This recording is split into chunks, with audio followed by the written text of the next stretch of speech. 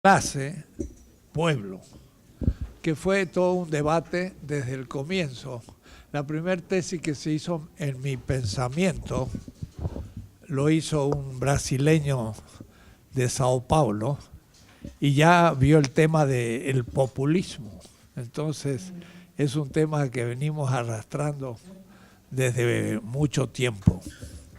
Y la crítica frontal en el libro publicado en el Fondo de Cultura Económica, con el prólogo de Leopoldo Sea, de Cerruti, en que hace una descripción del movimiento de la filosofía de la liberación. Se llama La filosofía de la liberación latinoamericana y que apareció en el fondo, pues es un libro de referencia. Pero realmente ese libro, no se imaginan ustedes, y se imagina el que lo ha leído, que me impactó demasiado, porque fue una crítica muy dura y yo creo muy injusta. Y entonces me clasifican con escanones en la línea populista de la filosofía de la liberación y me dejan muy mal, muy mal.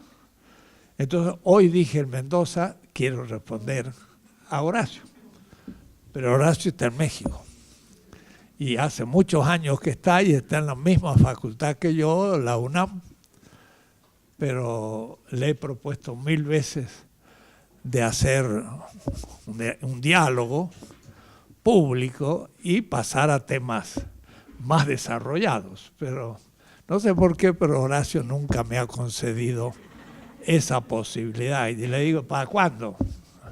Y no me dice nada. Entonces, bueno, pero lo malo es que el libro se ha reeditado y no ha corregido nada. Entonces voy a tener que por fin hacerle un artículo bien claro, crítico, y va a ir por este lado, por esta manera de plantear la cuestión, porque realmente el tema de la analogía, que lo he trabajado este semestre, pues me ha dado definitiva claridad sobre el tema, y era un tema muy complejo, y yo siempre decía, pueblo es un concepto muy ambiguo. Esa es la palabra que usaba un poco pensando en Merleau-Ponty, pero no es ambiguo, es analógico, y al decir analógico ahora adquiere precisión. Y entonces ya no es lo mismo decir, bueno, lo que pasa es que tiene muchos significados y entonces desde un punto de vista es algo y de otro punto de vista es otra cosa y nunca se lograba descubrir. Yo creo que es un caso excelente del concepto analogía. Pero en un tema que es muy sensible en Argentina, porque el tema del pueblo casi no se trabaja en América Latina, como lo trabajamos nosotros. Y yo pienso en 4 autores que no dejan de usar este concepto, y aunque ambiguo, para mí ya no más ambiguo, sino analógico, es irreemplazable. Que son, por ejemplo, Néstor García Canclini, que tiene toda una teoría muy importante en la cultura híbrida, donde en el fondo toma positivamente el tema del pueblo. Eso es la dificultad.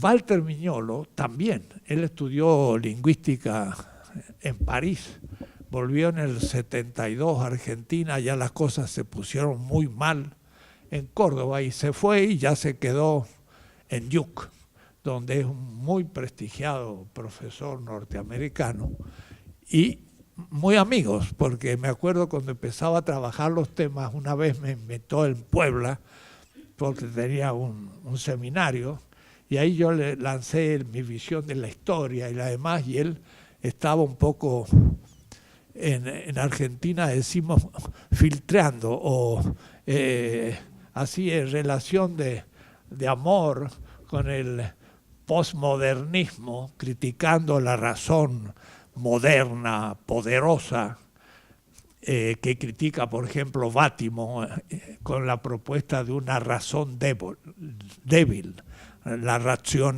débole. Y la intención del pensamiento posmoderno es debilitar la razón. Tampoco es el tema. No es asunto de debilitar la razón, porque si debilito la razón, también debilito de paso la razón crítica. Y entonces al fin los pobres o los dominados no solo están sufriendo y son dominados, sino que ni hasta tienen razón. O es decir, la han perdido. Entonces Rorty estuvo en México y también me enfrenté a él, habló del gran discurso marxista que no había que caer, pero se mandó un gran discurso liberal sin darse cuenta. Y entonces yo le dije a Rorty, bueno, pero ¿usted qué cree? Un pueblo como México, pobre y realmente en situación de dependencia con Estados Unidos, ¿cuál discurso le vendría mejor? ¿El discurso liberal que usted nos ha hablado de la democracia norteamericana o el pensamiento de Marx? Ya que usted es pragmático. Y Rorty me miró y dijo, creo que sí, que el marxismo sería mejor. Le dije, bueno, estamos de acuerdo. O es decir, debilitan la razón y nos debilitan la razón crítica, porque Rorty tampoco admite que se argumente. O es decir, no podemos con él decir un momento, nuestra situación depende también de ese I am American, yo soy americano, claro, para ellos eso es norteamericano, pero con eso usted no me dice nada, porque en eso incluye que me está explotando, y entonces la razón lo incluye a usted y a mí, y tenemos que argumentar, no conversation, solamente podemos conversar, y entonces lo postmoderno no funciona. Lo postmoderno es una última etapa de la modernidad que intenta criticar la modernidad, debilitar la razón moderna, pero piensa todavía desde la modernidad y desde Europa y Estados Unidos, y cuando va a hablar, piensen ustedes, un postmoderno, situación postmoderna en Kenia, en Nairobi, pues no funciona para ningún lado. Entonces no sirve sino para ellos. No era el postmodernismo. Y Walter dio el paso y empezamos a trabajar juntos y realmente ha hecho aportes. El que quizás ha trabajado más la política es Laclau, Ernesto Laclau. Y él sí toma a la razón populista y no tiene miedo de usarla, pero la toma de un punto de vista positivo. Pero al mismo tiempo, ahí el problema no distingue entre lo populista y lo popular. Y por lo tanto, en el fondo no tiene un concepto de pueblo muy claro. Y entonces, eso es lo que hay que discutir. Me acuerdo en Dux, justamente en una reunión convocada por Walter Miñolo, estaba Laclau. Él piensa que hay un campo también político donde el antagonismo aparece de una manera inesperada en cualquier lado y por lo tanto no hay principios en la política. Yo digo, sí hay principios. Y dice, ¿cuáles? Bueno, por ejemplo, si yo mato al oponente, si yo mato al oponente, se acabó la política, porque he pasado a la guerra. Es otra cosa. La política justamente es que lo tengo que soportar al oponente y no lo puedo matar. Ese es el problema. Si lo pudiera matar, como hace el Estado Islámico u otros, pues sería muy fácil hacer la política, pero eso sería la guerra. Hay principios, ese es un primer principio y no solo ese. Y después ya seguimos hablando. Yo creo que Ernesto Laclau, que se nos ha muerto muy pronto, y sería tan bueno que hubiera continuado, pues ya, como decía Paul Ricoeur de Manuel Munier, al morir deja su ópera omnia. Y la ópera omnia de un autor es 5%, 1% de lo que pudo haber hecho. Es una lástima que se haya ido ese creador. Él, ustedes saben, al comienzo hace una crítica al marxismo tradicional, del marxismo, diríamos, leninista, de escuela, que no es Marx. Yo voy a distinguir Marx del marxismo-leninismo. Aún Lenin no es Marx, ni Engels es Marx. Engels está muy lejos de Marx. Y debo decir que en las 5 redacciones del Capital, porque hizo 4, pero después reformó muy fuerte la segunda edición de 1873 del primer tomo del Capital, Engels no colaboró en nada, en ningún aspecto. Solamente una vez Marx le escribió una carta diciendo: ¿cómo haces en tu fábrica para cuando se acaba una máquina lo reemplazas? Entonces le explica Engels como empresario que era Engels, pagando salario a sus obreros, pero era generoso, no tenía mucho plusvalor y lo distribuía en parte, pero estaba ahí arriba, ¿no?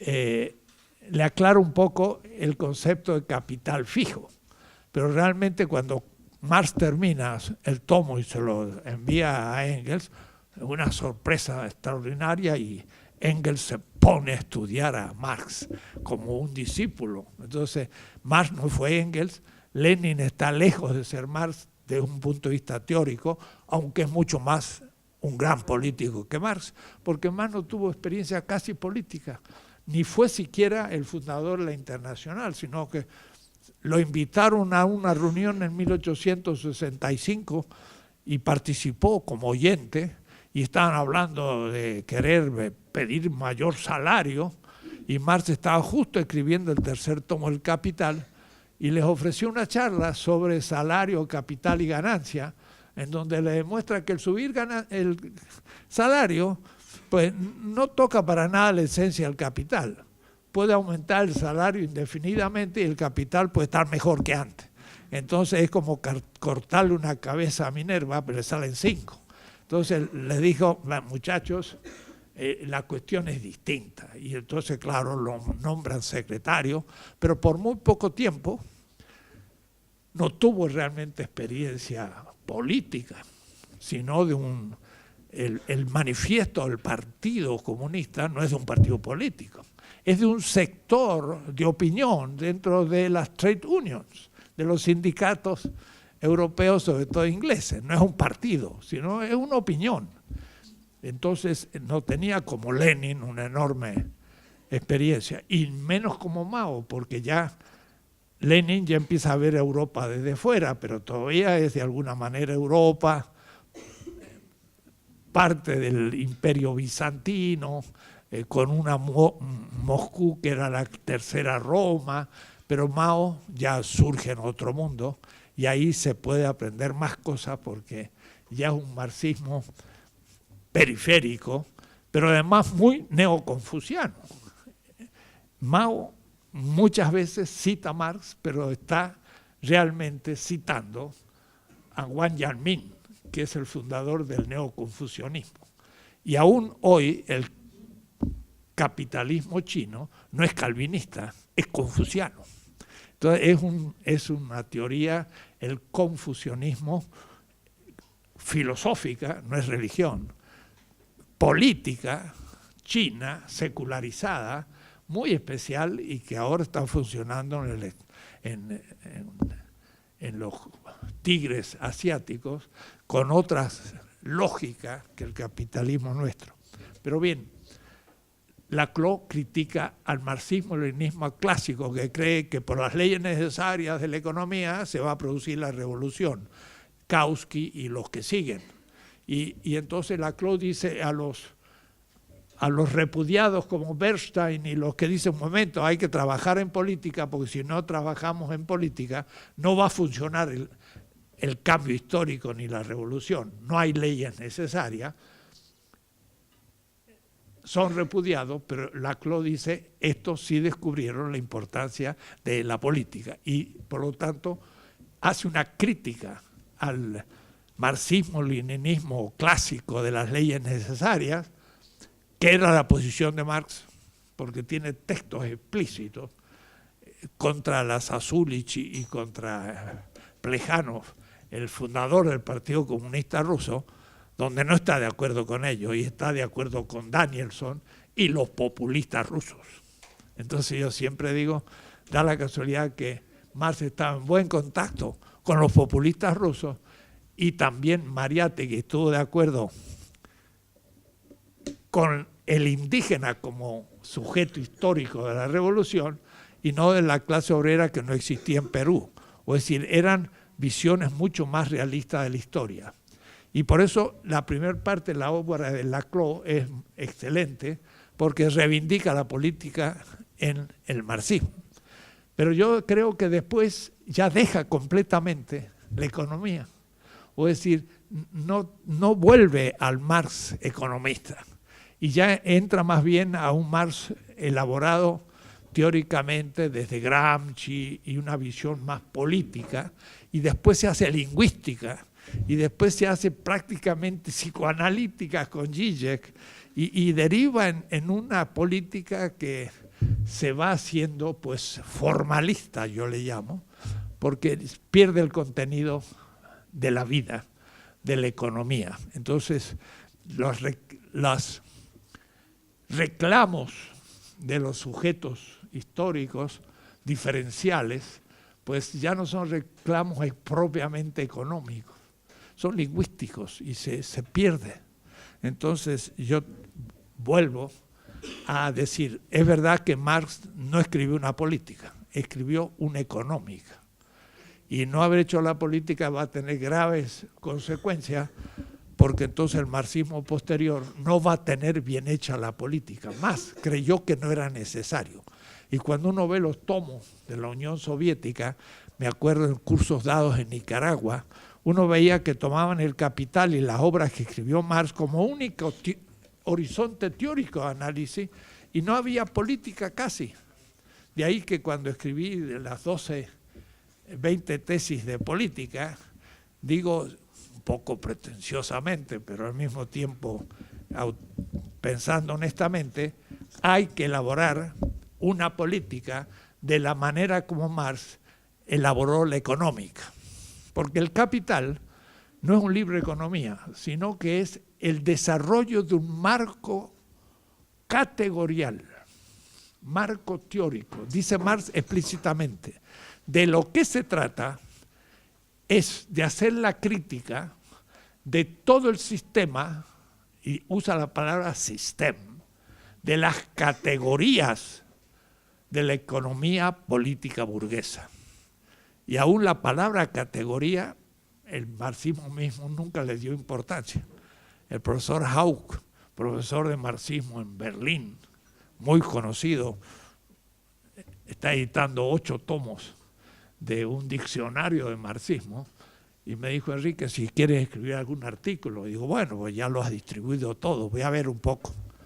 Y me encontré con sorpresa que los 2 artículos que le propuse no estaban. El primero, trabajo vivo, que para mí es la categoría fundamental de Marx, no estaba. Y el concepto de categoría tampoco estaba. Y lo único que hizo Marx en el Capital fue construir una cadena categorial como marco teórico. Así que si no sé lo que es la categoría, pues no sé lo que Marx hizo en el Capital. Desarrolló un marco teórico para hacer investigación empírica o tomar decisiones políticas, pero como tal el Capital no es un libro de economía empírico, sino es el marco teórico para hacer. Eso no se hizo en política.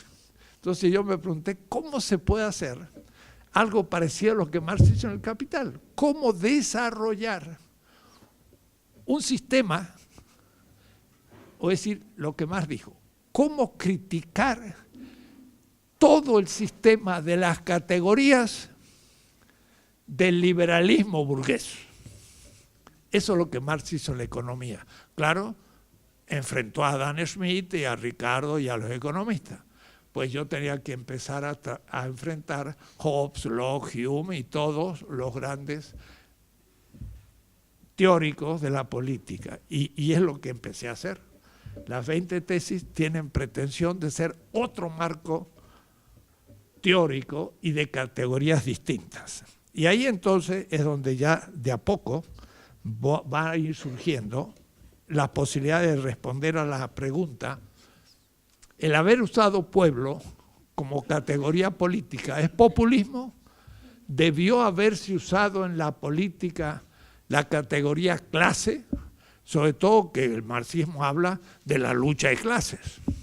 Y esto estaba en el fondo de todo el análisis, el propio Marx en el manifiesto y Pulanzas y en fin, todos. Me puse a estudiar a Marx para ver cómo había hecho lo que hizo e intenté hacer algo parecido en la política, y eso son las 20 tesis. Pero voy a empezar a aplicar un poco lo que mostré en la primera clase con respecto a esta segunda. El primer categoría que parecía y se me acusaba de mística, de metafórica, de no científica, era la palabra pobre. Entonces, compromiso por el pobre. Sonaba. Y entonces, ante la crítica de Cerutti, yo me dije, bueno, me tengo que poner a estudiar el marxismo. Pero estaban los tomos de Lucas, los tomos de Marcuse, los tomos de... eran cientos de volúmenes. Yo dije, lo mejor es leer a Marx y no dedicar tanto tiempo a todos. Y entonces en grupo, porque fuimos como 40, que se repetían el seminario y muchos años, empezamos de Marx desde su carta al padre cuando tenía 17 años, hasta el fin de su vida, y fuimos cronológicamente haciendo y revisamos entonces ya sus obras contra Althusser. El oponente que apareció fue Althusser. La verdad que Althusser era un impostor. Escribió Pulir le Capital para leer el Capital sin haberlo terminado de leer. Eso lo dice después él en su autobiografía, después de matar a su esposa, en fin, cuestiones graves. Pero eso son otras cosas. Pero antes que él escribiera eso, yo leyendo la obra, dije, pero si ni siquiera habla del plusvalor. Para mí no terminó de leer el Capital y ya se animó a escribir Pulirle Capital. Él decía que en el 45 Marx había hecho una ruptura epistemológica, y nosotros hablamos de una descolonización epistemológica. Ahí había dejado de hablar de Hegel y empezado la construcción económica. Y cuando llegamos a los Grundrisse en el año 57, 12 años después de la ruptura epistemológica de Althusser, yo abro los Grundrisse y toda la terminología hegeliana, 100%. Digo, ¿qué pasó? Yo conocía bien Hegel por la dialéctica hegeliana que había hecho. Y Marx habla de determinaciones en el sentido hegeliano, la esencia y toda la terminología pura Hegel. Y digo, ¿qué pasó? No hubo ninguna ruptura. Marx, al contrario, profundizó más Hegel, invirtiéndolo, pero ¿en qué sentido? Y entonces alguien me mostró ahora la fotocopia de la traducción de los Grundrisse del siglo XXI, que lo hizo el equipo cordobés en México, excelente, muy buena traducción castellana.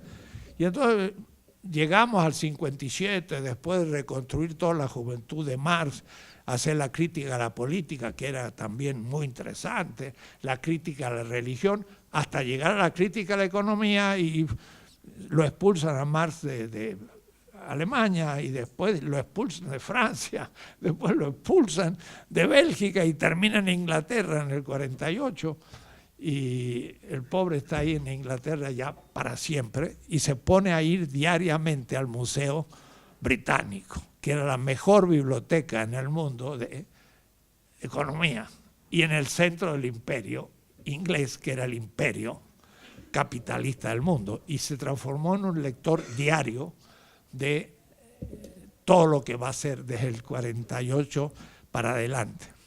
Y vi unos manuscritos previos, pero cuando empieza el 57, ahí en los Grundrisse. Y en los Grundrisse, Marx empieza lo que es la etapa realmente teórica.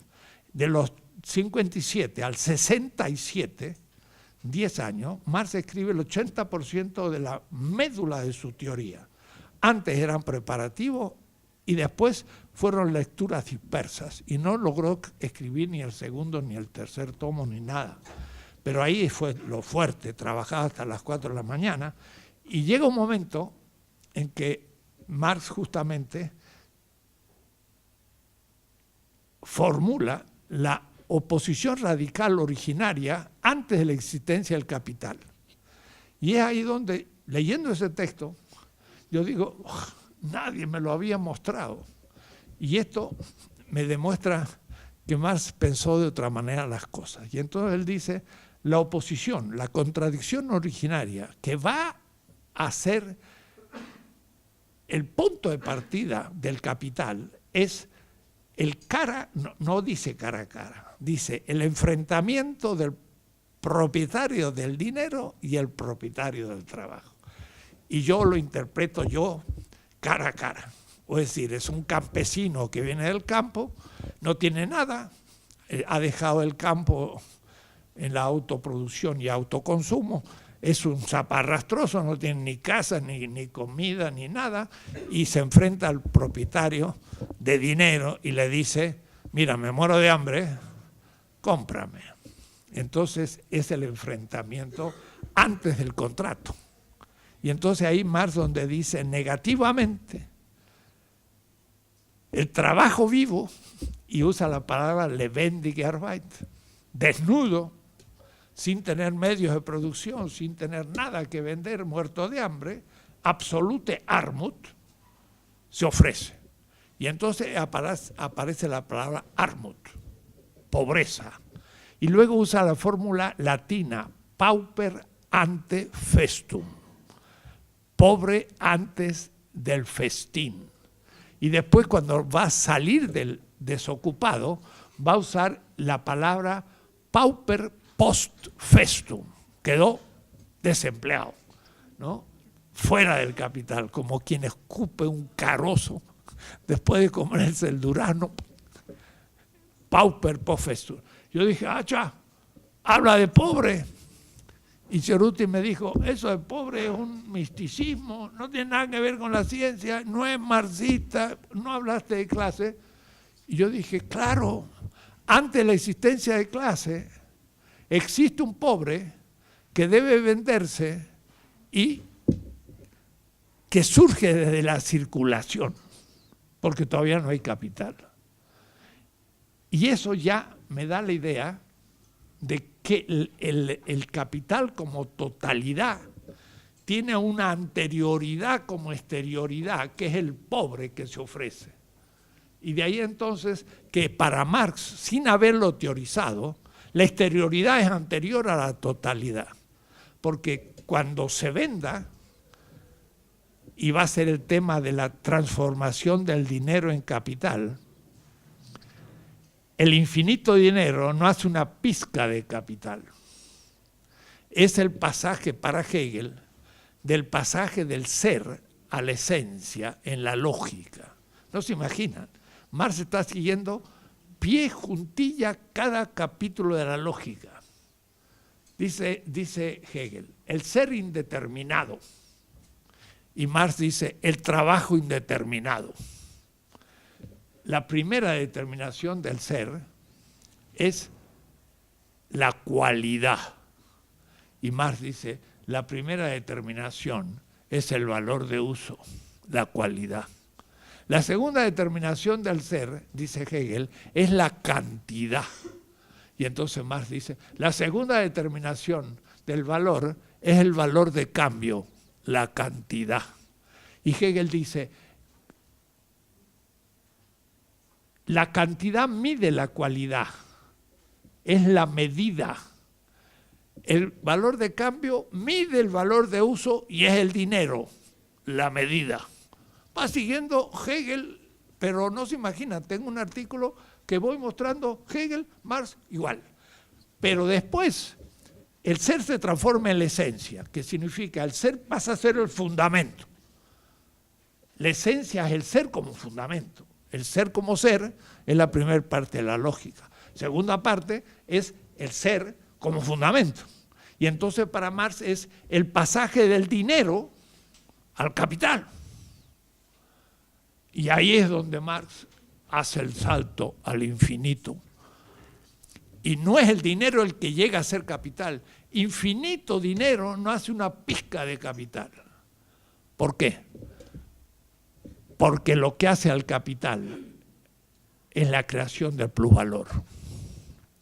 Y la creación del plusvalor no sale del dinero, sale del trabajo vivo. Y ahí entonces hay un salto metafísico. Y digo, esto es Schelling. Y no se imaginan, no he recibido ninguna respuesta en el mundo. He estado en marxistas-leninistas, no me lo pudieron explicar. Y he estado en congresos en Nápoles, en muchas partes, y lo escuchan, dicen, qué interesante, pero hasta ahora nadie me ha criticado. Dicen, el Marx de Dussel, que es levinasiano. Y cuando Levinas se enteró en París que yo estaba trabajando con su categoría a Marx, dijo, eso no es posible. Lo rechazó rotundamente. ¿Por qué? Porque Levinas no conocía a Marx, nada. Y Riquet menos, porque lo he charlado con él y me decía, je vous écoute, je vous écoute, je vous écoute. En una conversación que tuvimos en Chicago, le dije, usted ha hecho una política y una lingüística, ¿por qué no ha hecho una económica? Oh, es muy difícil, hay que usar matemáticas, pero la lingüística es más difícil. Y le empecé a explicar a Marx y Riquet me decía, lo escucho, lo escucho, lo escucho y nada más. Y Riquet no conocía a Marx. Marcuse a medias, Althusser un impostor. Y así más de uno. No leyeron Marx, no se imaginan. Martha Hanneke, que fue la Biblia de los 60, 70, que era muy amiga chilena, como Althusser, no se imaginan, miembro de la Acción Católica. Althusser también, y Martha Hanneke también. Bueno, pero me acuerdo cuando me dijo, he conocido un profesor en la École Normale Supérieure, Althusser, Martha Hanneke, yo estaba en París en esa época y me lo contó. Bueno, en el libro de Martha Hanneke tampoco aparece el plusvalor. Entonces los elementos fundamentales del marxismo-leninismo pues no son marxistas, pues no aparece el plusvalor. Y entonces vean ustedes cómo funciona ahora el tema de la analogía y la exterioridad en el pensamiento de Marx. Es mi interpretación, pero es una lectura con microscopio. Yo leo Marx de una manera hermenéutica muy precisa. Del alemán voy viendo cómo va construyendo. Dice Marx, hay un propietario del dinero y hay un propietario del trabajo enfrentados. Todavía no hay capital y también no hay contrato. Pero el propietario del trabajo va a vender negativamente su corporalidad, no su cuerpo. Leiblichkeit, concepto semita. Los conceptos antropológicos de Marx son semitas. Negativamente es un pobre. Positivamente es la fuente creadora del valor. Y usa la palabra Quelle, que es la palabra de Schelling. Dios es la fuente de la revelación. Y entonces ahora se hace el contrato. El contrato consiste en que el dinero se transforma en capital. ¿Pero cómo? Construyendo ahora un sistema en donde el propietario del trabajo es trabajo vivo, lebendige Arbeit. Pero lebendige Arbeit es el ser de la economía, porque es un trabajo indeterminado pero vivo, fuente creador, pero no ha creado nada, porque estamos antes de su existencia. Entonces, ¿qué hace este? Le paga un salario. Pero el salario es trabajo objetivado. Y Marx dice trabajo muerto. Tode Arbeit. Mientras que el otro le entrega una fuente creadora viva. La dialéctica entre vida y muerte. Esa es la ontología de Marx. Y eso lo dice Michel Henry, un gran filósofo francés, 2 tomos, el concepto de vida en Marx. Entonces, ahora el propietario de la corporalidad creadora es subsumido en el sistema que está originándose. Y eso se llama en alemán subsumpción. Pero da la casualidad que la palabra subsunción es el modo como la conclusión subsume la premisa mayor desde la premisa menor. Es la hilatio de Kant, de la argumentación. Pero eso en alemán, sub es auf y Sumptio Hebung. Es la Aufhebung de Hegel, en latín subsunción. ¿Pero qué significa subsunción? Meter dentro lo que está afuera.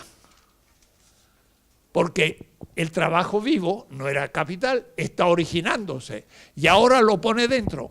Y hay ahora un proceso de trabajo cuyo fruto va a ser el producto, una determinación del capital, que luego va a ser una mercancía, la que se va a vender como dinero, va a haber una ganancia, la cual se va a depositar y ahora tenemos por primera vez el capital. ¿Pero por qué tenemos capital? Porque acá en el proceso productivo ha habido plusvalor. El capital se apropia de una creación, no una producción, del trabajo vivo, del que no le pagó salario y surge de la nada del capital. La esencia del pasaje del dinero al capital es la presencia del plusvalor. El dinero ahora se hace capital porque es acumulación de plusvalor. Esa es la inversión de Hegel. ¿Qué cosa? Para Hegel el ser se hacía esencia y era de la misma naturaleza, porque el ser como fundamento era el fundamento de lo fundado y esto era el mundo, etc. Pero para Marx el trabajo, el dinero como dinero no es el fundamento del capital, ni es el capital, es el plusvalor. Y el plusvalor surge desde la nada del capital. ¿Desde dónde? Desde la exterioridad del capital. Exterioridad y totalidad. Pero eso no es la primera vez. En la segunda rotación va a volver a tener subsumir y va a volver a sacar plusvalor. Y eso en cada rotación va a surgir de la nada. Y eso por último va a ser casi todo acumulación de plusvalor. Y Marx dice, ¿qué es el valor? Objetivación de vida humana. Dice, la producción es objetivación de la subjetividad. El consumo es subjetivación de la objetividad. Mire qué filósofo. Está hablando con una precisión filosófica fenomenal. Los economistas no entienden nada. Y los filósofos tampoco. Porque está hablando justo en la intersección de la economía y la filosofía. Es el más genial filósofo de la modernidad. Porque diría en vulgar castellano argentino, despanzurra el capital, que es lo que sufrimos hoy. Lo que nos está pasando es eso. Entonces, no se imaginan, aquí está dicho todo. Pero es la exterioridad, yo digo, pero es Levinas. Es la exterioridad del otro que ha sido subsumido como cosa y lo que es la fuente creadora se ha transformado en una mediación. ¿En qué consiste el ser del capital? En la valorización del valor, de Verwertung des Wertes. El valor crece, es el ser, dice Marx. Y el trabajo vivo, dice él explícitamente, es el no ser, pero es al mismo tiempo la fuente creadora del ser. Y está hablando como Parménides contra Parménides con Schelling, tal cual. Entonces, el valor que se valoriza, el aumento de la tasa de ganancia, es la racionalidad del sistema. Pero el trabajo vivo no es el ser del capital, no es el fundamento, porque el ser es el fundamento, Grund, sino que es la fuente creadora del fundamento. Schelling. Lo que Schelling decía de Dios, Marx lo dice el trabajo vivo. Ha secularizado a Schelling y lo ha hecho economía.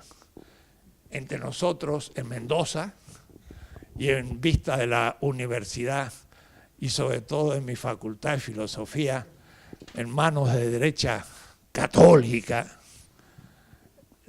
me gustaría decirle a Comadrán, a Martínez, a toda esa gente de esa generación, ningún papa formuló una doctrina social de la Iglesia en la que usase la metafísica de la creación para definir la economía. Marx es más semita que los papas, o es decir, bíblico. ¿Qué les parece? Qué barbaridad, ¿no? A ver, que alguno me lo niegue. Nadie me lo ha negado. Ni siquiera condenaron mis obras, ni nunca se ocuparon, porque para poder criticarla tenía que ponerse a estudiar, y eso era muy difícil. Así que, pero mejor que me hubiesen condenado, así entonces era más conocido, como Leonardo Boff. Yo le digo, cuando estuvo ahora Leonardo en México, le digo, a ti te hicieron un beneficio, porque ahora ya no existe el índice más, porque los que meten el índice, pues se hacen más famosos, entonces ya lo desaparecieron. Bueno, esto es increíble, es la inversión completa. Bueno, ¿cómo se hace eso en la política? Entonces, tendrían que leer las tesis, pero no lo voy a hacer ahora. Indico simplemente que antes del capital hay pobres, pero cuando el pobre es subsumido como salariado, ahí surge recién la clase obrera. Y la clase obrera entonces es el trabajo como mediación del proceso productivo, el asalariado. Entonces la clase es un segundo categoría, pero la originaria es la de pauper, y tienen que usar los dos en la economía. Ahora, hacer desde aquí el análisis político no funciona, porque la política no es la economía.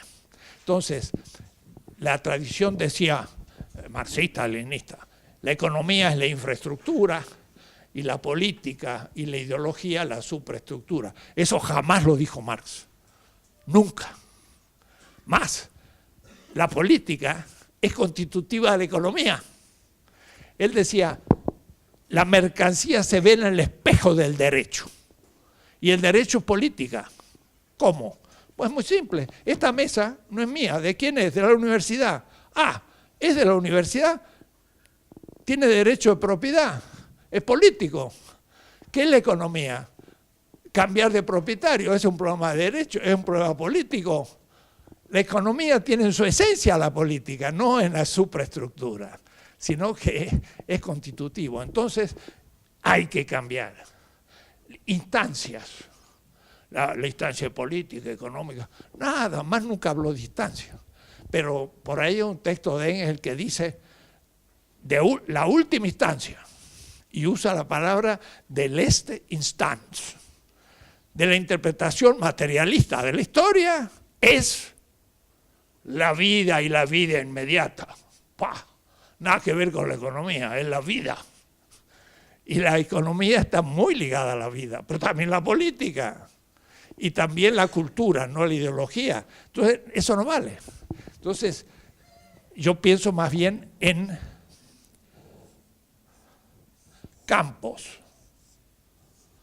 El campo económico y el campo político. Un campo, otro campo. Y esos campos pueden cruzarse. Y uno determina al otro. El campo económico determina el campo político, y el campo político determina al campo económico sin última instancia. Pero no es lo mismo campo que sistema. Entonces, un sistema económico es el capitalismo y un sistema político es el liberalismo. El liberalismo determina al sistema capitalista y el capitalismo determina al sistema liberal. ¿Se entiende? Por ejemplo, la Revolución Inglesa.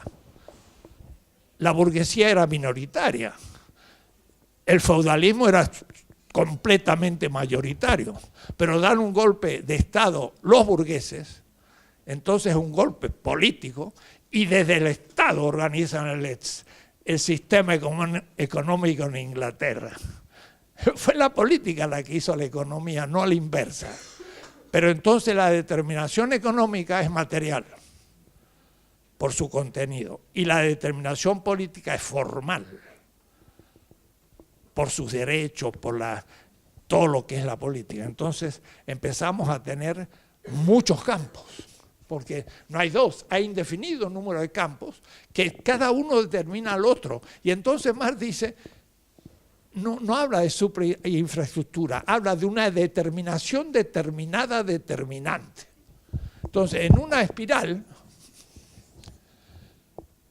uno determina a dos, pero en la segunda vuelta, uno prima determina a dos aquí, dos prima. Si tomo uno prima, está siendo determinado por dos y determina al dos prima. Puede decir que es una determinación determinada, determinante. Y así más piensa la economía, la política y la cultura y todo. Es dialéctico, nada de infra y superestructura. Eso es una ideología de dominación moderna, llamado socialismo real, el marxismo-leninismo. Se acabó, desapareció. Ya nadie lo justifica. Pero Marx es otra cosa. Marx funciona en el siglo XXI porque es la crítica al capital. ¿Cómo se hace una política ahora? Entonces, es lo que yo hago. Muestro, primero, definición de poder. ¿Qué es el poder? Porque lo que tiñe el campo político como totalidad, la totalidad de la que hablé, ahora no el capital, sino la totalidad política, es el poder. Pero el poder, ¿qué significa? Entonces, cuando uno empieza a estudiar, ¿qué piensa Hobbes, Locke, Hume, Kant, Weber? Weber, ¿qué piensa del poder? Weber dice, el poder es dominación legítima ante obedientes. La legitimidad, hay tres modos de legitimidad: la legal, la tradicional y la carismática. La tres mal definida. Por lo tanto, cuando dice legitimación, bueno, la puedo echar abajo rápidamente, pero es contradictorio. ¿Cómo va a haber una dominación legítima? Legitimidad es consenso. Quiere decir que todos estamos de acuerdo que me dominen. Dominación legítima ante obedientes. Y si tengo obedientes, tengo poder y es legítimo porque me obedecen. Esa es la definición de la modernidad. Desde Hobbes. Es dominación. Y hasta Lenin cae en el tema, en el Estado y la revolución. Porque la izquierda estaba ante un poder constituido y los veía como dominación. El asunto era cuando tenían que ejercer el poder. Y entonces mi política dice, ya no me interesa solo criticar el poder burgués, me interesa justificar el poder que construirá la nueva sociedad. Esa no puede ser dominación. Y si es dominación, está corrompida del origen y una persona decente no puede entrar en política porque es dominación. Es contradictorio. Y ahí es donde surge la definición zapatista y de Evo Morales. Entre nosotros los que mandan obedeciendo. Mire, sin darse cuenta, usa las mismas palabras que Weber y lo tira abajo. Weber dice, dominación legítima ante obedientes. Y los zapatistas dicen, el que ejerce el poder, ejerce un poder obedidencial. Debe obedecer al pueblo, debe escucharlo. Entonces hay que definir de nuevo el poder. Es la primera categoría como el trabajo vivo. Y entonces yo lo empiezo a definir. No lo voy a hacer ahora porque no tengo tiempo, le llamo potestas. El poder solo tiene una sede, la comunidad política. El Estado no es la sede del poder, es la representación delegada. Entonces, el Estado argentino no es soberano, el soberano es la comunidad política.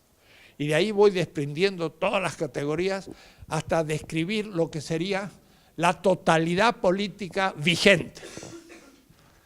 Las 11 primeras tesis, tomo 1, 2, el tomo 2, son 500 páginas sobre este tema. Pero eso, donde defino qué es la praxis política, qué son las instituciones, el derecho, todo, y además los principios normativos de la política, explican la totalidad. Heidegger. Y de la tesis 11 a la 20, que ustedes tienen una edición argentina pirata, pero muy bien, porque total, se llama de otra manera, está bien, le cambiaron el título para que siglo XXI no pueda decir nada, le cambiaron el título. Pero está bonita, yo me gustaría tenerla porque ni me han informado de su existencia. Pero en esa edición, de la tesis 11 a la 20, viene la parte interesante que me quiero situar. Es la puesta en cuestión de la totalidad vigente. O sea, ahí ya parecería que hubiese hablado todo.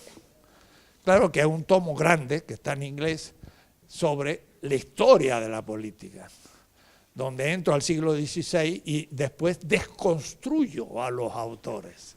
Es decir, no hablo de Hobbes, destruyo Hobbes.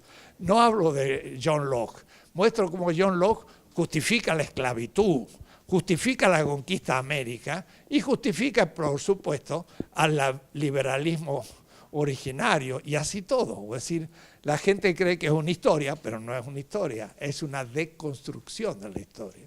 Pero, en fin, si leen el primer tomo. En el segundo explico las categorías para construir la totalidad de un sistema vigente. Pero del 11 a la 20 es la deconstrucción del sistema, es cómo se pone en cuestión el sistema para hacer un nuevo sistema. Entonces es el momento segundo, es el momento que expliqué al comienzo, cómo se pone en cuestión al sistema y cómo se pasa a otro sistema político, no económico, sino político. Y ahí entonces es donde surge el tema pueblo.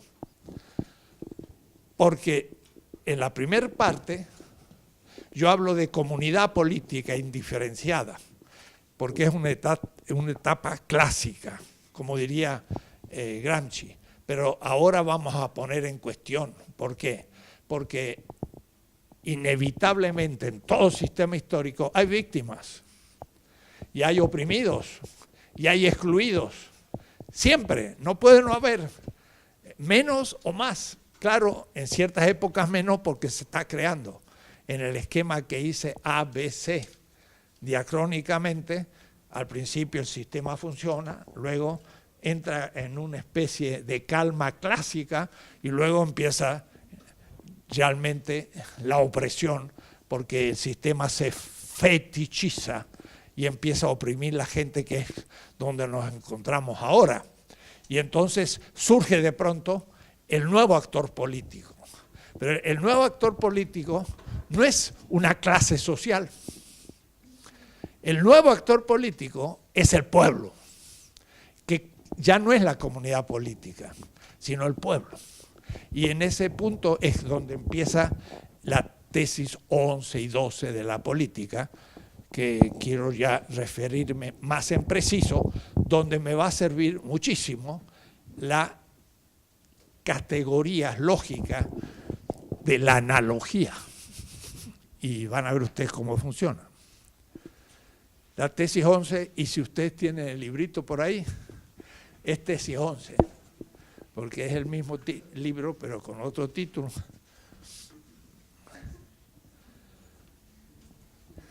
La segunda parte es, miren el título, la transformación crítica de lo político hacia el nuevo orden político. Todo orden político, aún el mejor empíricamente hablando, no es perfecto. Eso es lo que Francis Glamer llama el principio de imposibilidad. Es que la ciencia y, por ejemplo, la física, parte de un móvil, eternamente móvil, el perpetual móvil. Si yo pudiese mover algo y no tener ninguna resistencia, entonces seguiría eternamente moviéndose. A partir de esa imposibilidad surge la mecánica, porque me tengo que aproximar a eso, aunque nunca llegue en una línea asíntota. Aproximarse a que sea eternamente móvil sería justamente el hecho de que como el carro va por un camino de piedras, lo enderezo a las piedras y luego lo asfalto para que haya menos resistencia y la inercia sea más. Y le pongo rulemanes a las ruedas para evitar justamente que se me pare el carro, para igualar el principio de imposibilidad, que sería que eternamente se desplace. Bueno, la política es lo mismo, hay un principio de imposibilidad, es el sistema perfecto. Y por eso el neoliberalismo tiene como gran utopía, pero también postulado, la competencia perfecta. Pero también el socialismo real tiene otro postulado que sería la planificación perfecta. Y Popper muestra que la planificación perfecta es imposible. Pero Francis Glamer le responde, pero la planificación imperfecta es posible. Y es pensable. Entonces, la planificación perfecta es lógicamente posible y empíricamente imposible. Pero la competencia perfecta no es lógicamente posible. Y Hayek ni siquiera eso lo plantea bien. Si la competencia fuera perfecta, serían el mismo tipo de capitales. No habría competencia. Entonces ni se puede pensar. Pero pongamos que se pudiera pensar, entonces el intento del neoliberalismo es crear un mercado donde se destruyen todas las oposiciones a una competencia perfecta. Y entonces el Estado debe intervenir para que nos aproximemos como una línea asintótica a una competencia perfecta. Entonces viene un sindicato y dice, queremos aumento de salario. Eso no está determinado por la competencia, es un voluntarismo contra el postulado. Y entonces se cierra el sindicato, porque no permite la competencia perfecta. Es monopólico pedir aumento de salario. Así funciona el neoliberalismo. También la política. No hay un sistema perfecto. Y por lo tanto, todo sistema histórico en algún momento habrá que cambiarlo. Pero hay momentos en que el cambio se hace evidente porque ya no funciona. Y entonces es el momento en que la comunidad política se escinde. Y ahí aparece el concepto de pueblo como pueblo. Y este es el tema que trata muy bien Agamben, porque ahí muestra cómo se rompe la unidad, y es también el tema de Ernesto Laclau. ¿Cómo se puede plantear el tema del pueblo? La crítica que se me hizo es, usted confunde pueblo con clase. Tendría que haber usado clase y no pueblo, porque pueblo es populista, clase es una categoría científica. Pues no, porque pueblo es un concepto analógico y de ahí la dificultad. Chin, chin. El borrador, ¿dónde lo dejé? ¿Cómo fue a parar allá?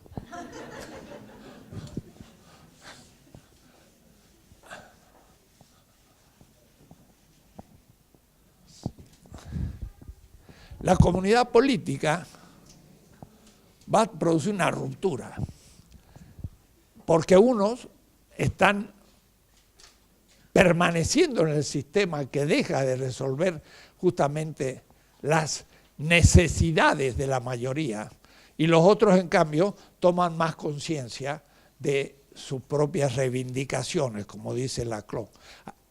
Y entonces aparecen los movimientos sociales. ¿Qué son los movimientos sociales? Yo diría la organización de negatividades. Si la mujer es dominada por el machismo, la mujer, sufriendo en su corporalidad, se levanta contra el machismo y entonces crea un movimiento feminista que surgió primero en Inglaterra como sufragista, queriendo poder votar.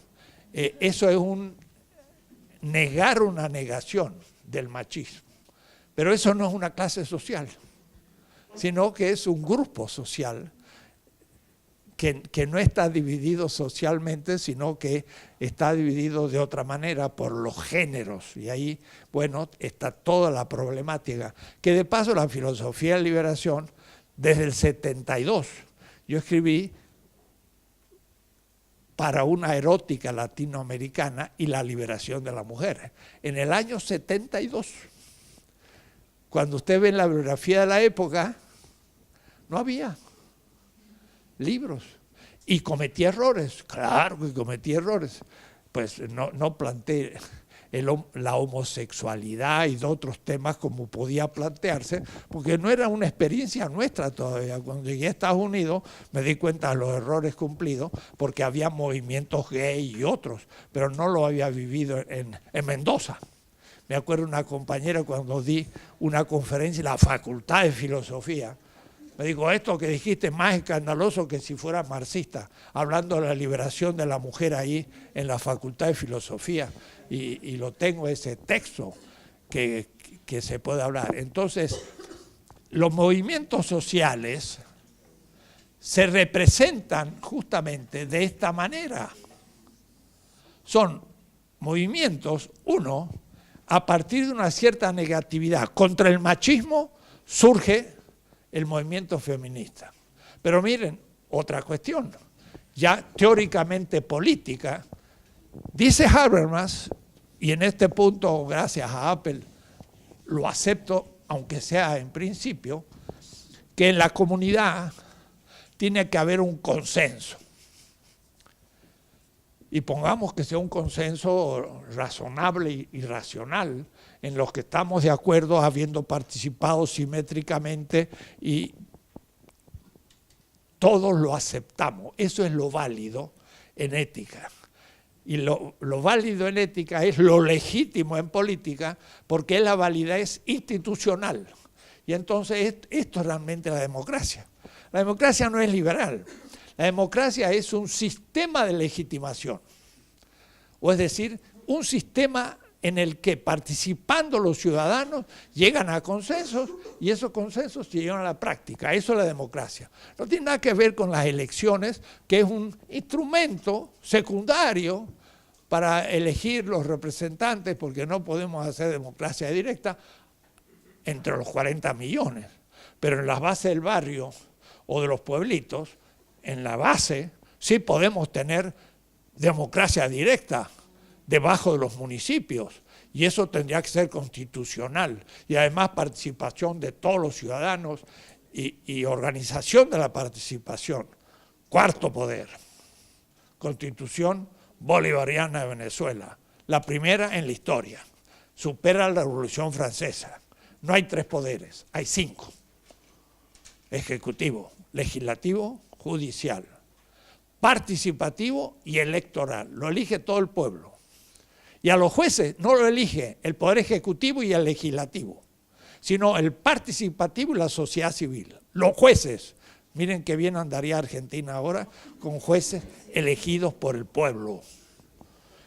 Y no es Venezuela, es Noruega. Un paraguayo en Noruega me dice, tengo que ir al juzgado. Digo, ¿qué te pasó? ¿Tienes un problema? No, soy el representante de la comunidad del barrio ante el Ministerio Público, ante el juez. todos los lunes tiene que ir y se lo pagan y le dan permiso en su trabajo para ir al juzgado y preguntar cómo van las cosas. Al juez, a los abogados defensores, al fiscal, a los reos. ¿Cómo van las cosas? No hay problemas, no lo han presionado, no, todo muy bien, se va a su casa. Ese señor no sabe nada de derecho, no importa.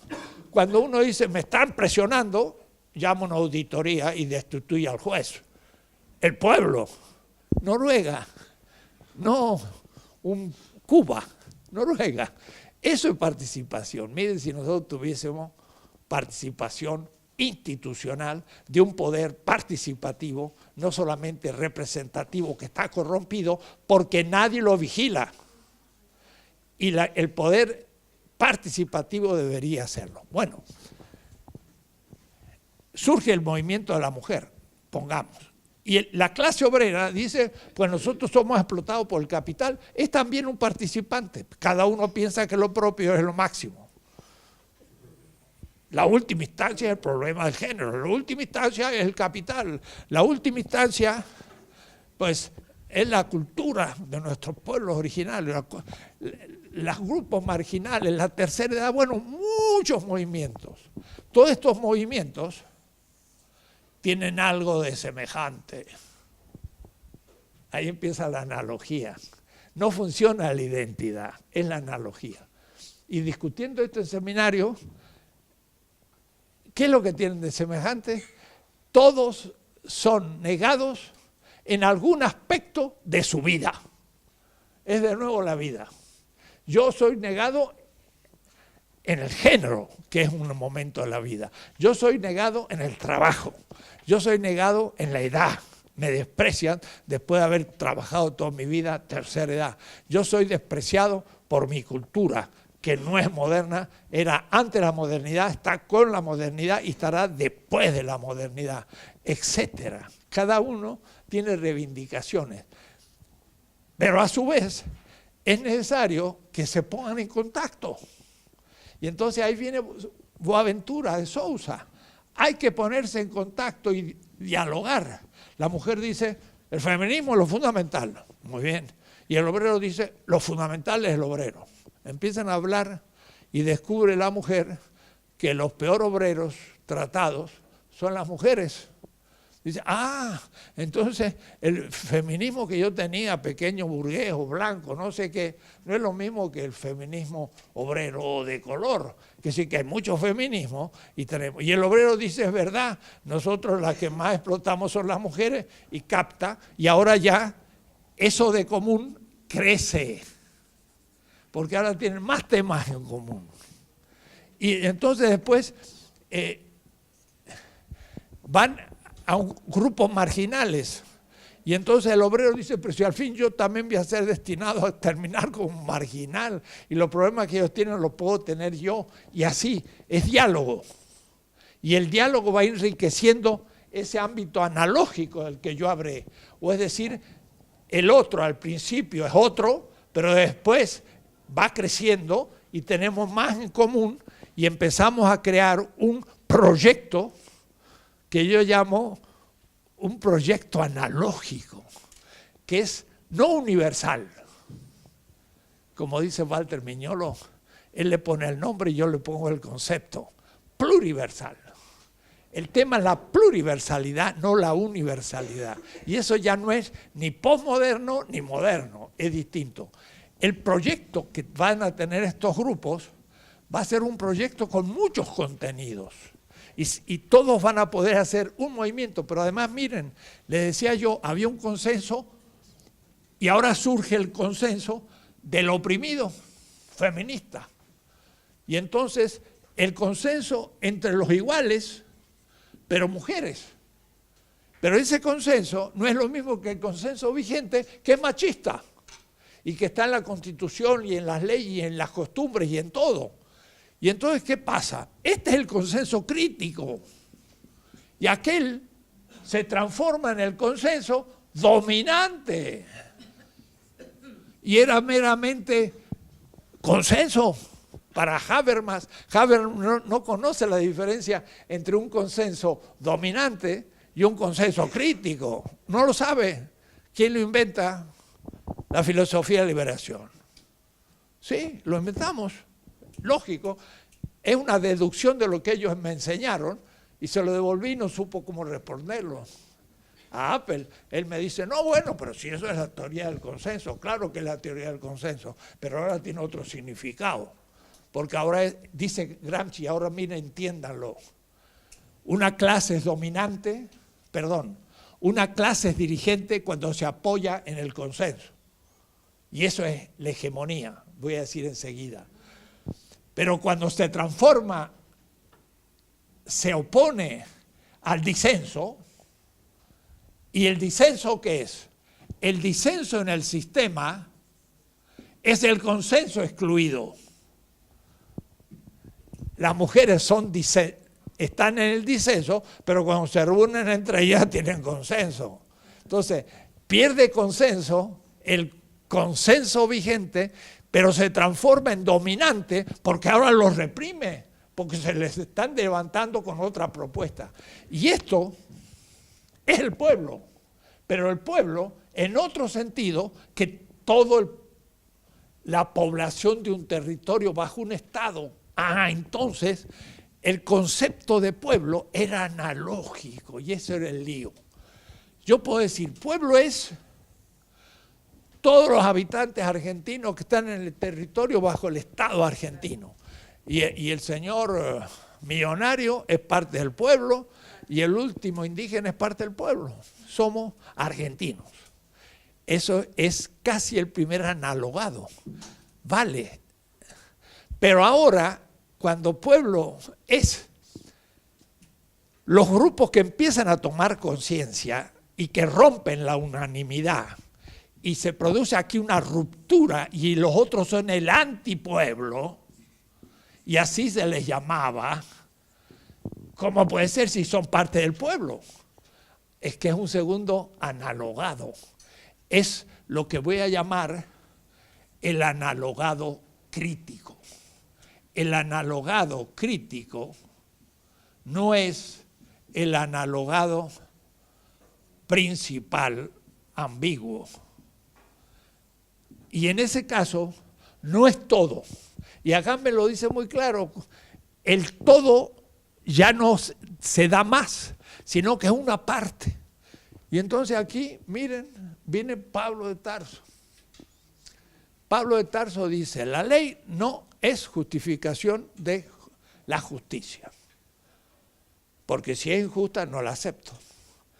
Lo que pasa es que surge un resto, y este concepto de resto es muy semita. Bueno, el resto son justamente los militantes más conscientes de esa comunidad. Es ahora la madre de Plaza de Mayo. Esos son el resto que enfrenta al poder y que los matan, pero resisten. Esos son como la parte del iceberg que se ve. Lo demás está debajo y debajo de ello hay una multitud, ahora sí, informe, que deja que los otros se arriesguen y que a veces son cómplices, pero hay muchas ambigüedades aquí. Yo llamo potencia al poder cuya sede es la comunidad política, pero ahora veo necesidad de un nuevo concepto, es la hiperpotencia. Y tengo un alumno que está haciendo su tesis sobre ese concepto, hiperpotencia. Es la potencia que pone en cuestión el fundamento del sistema, la potencia. Y que ahora ya ni respeta la Constitución ni la ley porque ese es de un sistema antiguo. Es San Martín que dice las leyes de India pues no me interesan, en ellas soy colonia, yo quiero otro sistema. O es decir, no me interesa ese, sino el que viene. Y el que viene tendrá otra constitución que por ahora no existe, pero ya la crearemos. Pero es legítimo. ¿Dónde está la legitimidad? En el consenso de los oprimidos. Ahí está el nuevo criterio de legitimidad. No es respeto a la ley. Y esto es lo que llama Pablo de Tarso emuná, que en el griego se dice pistis, y que en castellano está devaluado.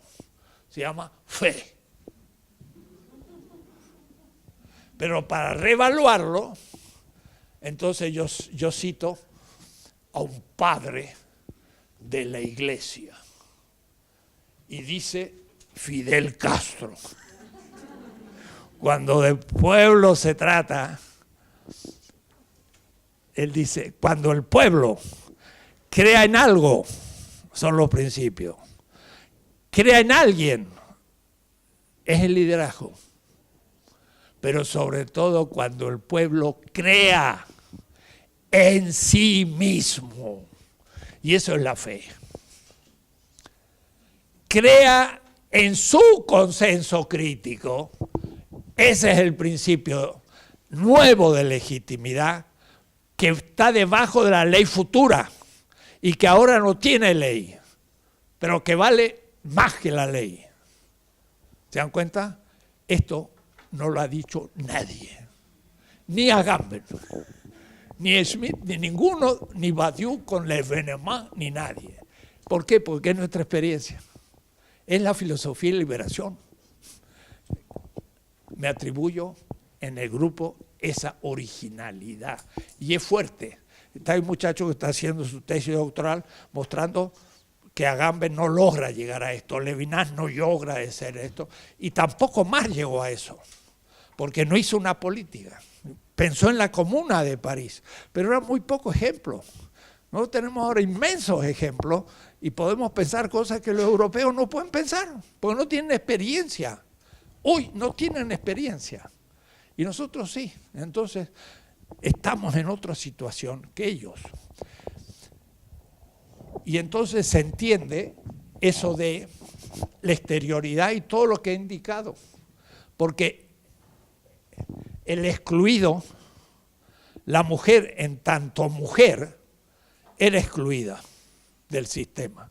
Y entonces el ser es. El ser es. Y el no ser es más real que el ser. Y tengo que distinguir entre ser y realidad. ¿Y quién lo distingue? Marx. En los manuscritos del 44 dice, y el obrero de nada, cuando entra al capital y es subsumido, se transforma en la nada absoluta. Habla de dos nadas. Nada afuera y peor cuando entra. O es decir, creación de la nada para Marx tenía sentido. Era la exterioridad subsumida y negada. Pero ahora es al contrario, es el no ser como punto de partida de el futuro ser. Y entonces, esto que está excluido, pues empieza a transformarse en la analogía. El otro empieza a interpelar al sistema y en la coincidencia comienza a construir un nuevo sistema, que por una parte es el pasaje de lo mejor del antiguo al nuevo, pero por otra parte es el pasaje de lo excluido al nuevo. Y esto ya no es lo unívoco, es lo análogo, porque el indígena que tiene otra experiencia de la naturaleza como respeto y pudiese estar debajo de la Constitución como en Bolivia, donde la naturaleza viene a ser un sujeto de dignidad y donde se puede acusar a gente por el crimen de violar la naturaleza. En ese momento la cultura indígena está proponiendo un nuevo derecho a la sociedad futura, que no surge de la modernidad, surge de una exterioridad negada por la modernidad. Y eso es la analogía. No es el pasaje dialéctico de la potencia al acto, sino que es el pasaje de lo imposible para el sistema al acto.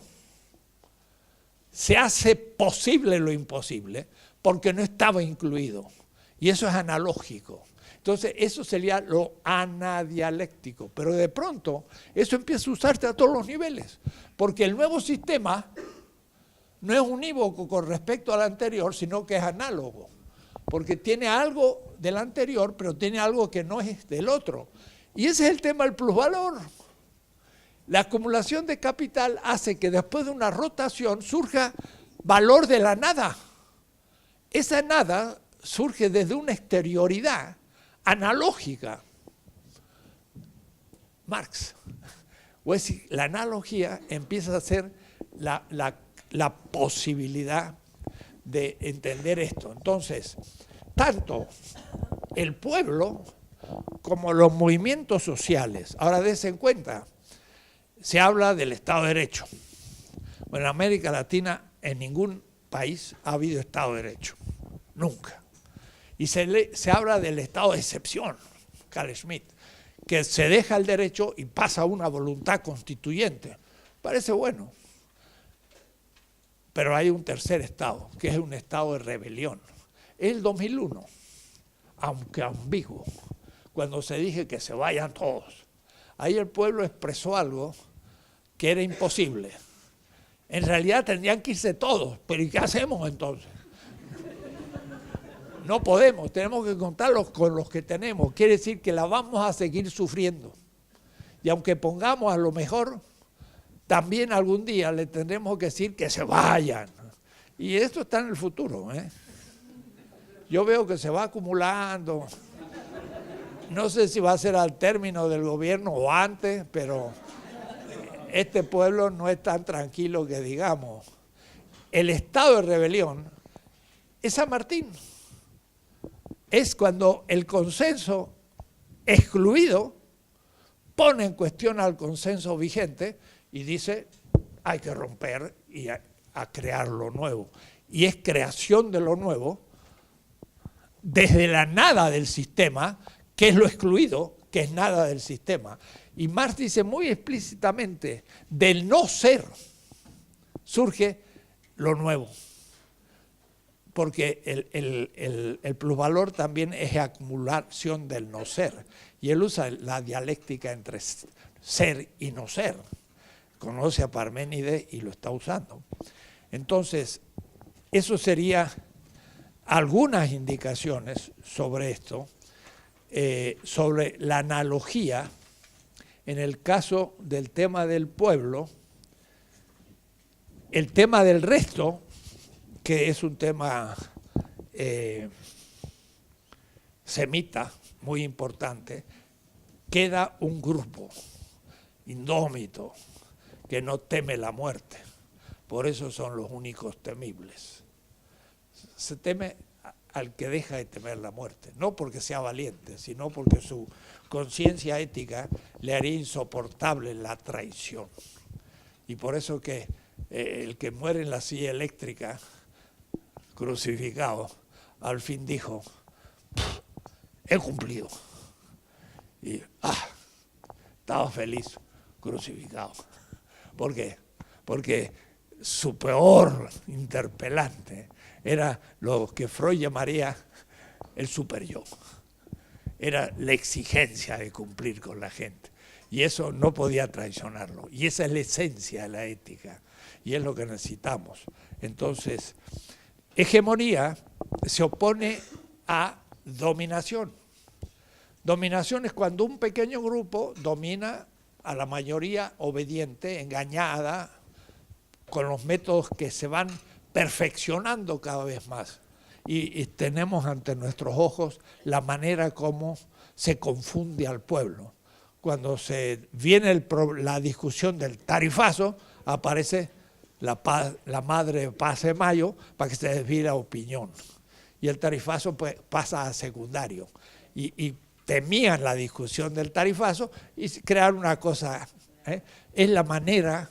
En México hay una película extraordinaria que se llama La dictadura perfecta, que fue un dicho de Vargas Llosa contra él mismo, pero muestra cómo los medios de comunicación dominan la situación. Esto es exactamente eso. Cuando aparece algo se desvía la opinión y la gente un poco se olvida del asunto. Era una gran derrota y ya nadie habla porque se habló de otra cuestión. Entonces es un manipular las cosas. Dominación. Ahora, hegemonía es el máximo de democracia posible, porque hegemonía es el poder coordinar el proyecto de cada uno de los participantes del pueblo, que se logre hacer un proyecto nacional, porque cada movimiento tiene un proyecto particular, tiene que ser particular. La mujer, pues la clase obrera, la tercera edad, son todos particulares. ¿Cómo hacerlo un proyecto nacional? Eso no lo puede hacer el movimiento social, lo tiene que hacer un partido político. Y el partido político debe saber cómo articularse con los movimientos sociales para realmente formular el proyecto general.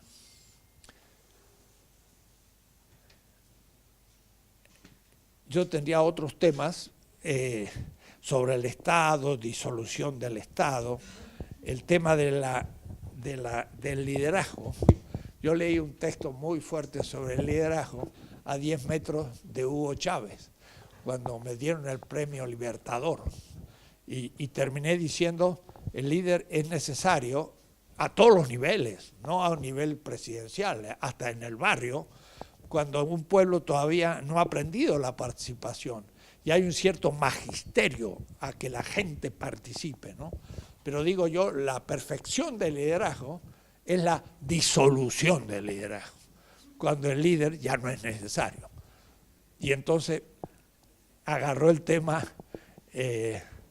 Chávez y me dice, Enrique, me ha gustado eso. Y se mandó 2 horas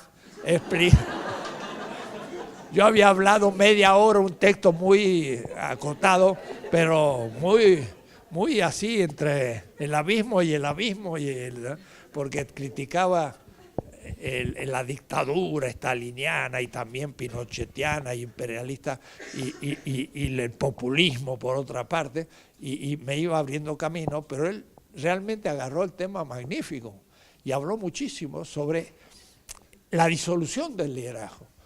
El líder sueña con desaparecer, pero a veces no puede, tiene que seguir en su tarea de magisterio. Y en el show de los domingos, Hugo Chávez, pues agarraba un pizarrón y daba clases para todos los que lo escuchaban en el país. Y era un maestro de primaria, explicándole los temas de la política, y la gente 4 o 5 horas estaba escuchando lo que decía el maestro de escuela. Justificaba el liderazgo. Bueno, voy a leer para terminar, porque ya me extendí, un texto ese de Castro que he citado o que he sugerido. La historia me absolverá. Castro habla, este texto famoso que en Cuba es de colegio primario, que lo tienen que aprender, pero cuando uno lo lee de afuera es interesante. Entendemos por pueblo cuando hablamos de lucha, o es decir, es una categoría política y no económica, la gran masa irredenta. Interesante la metáfora, irredenta, redención. Y Benjamín habla mucho de la redención.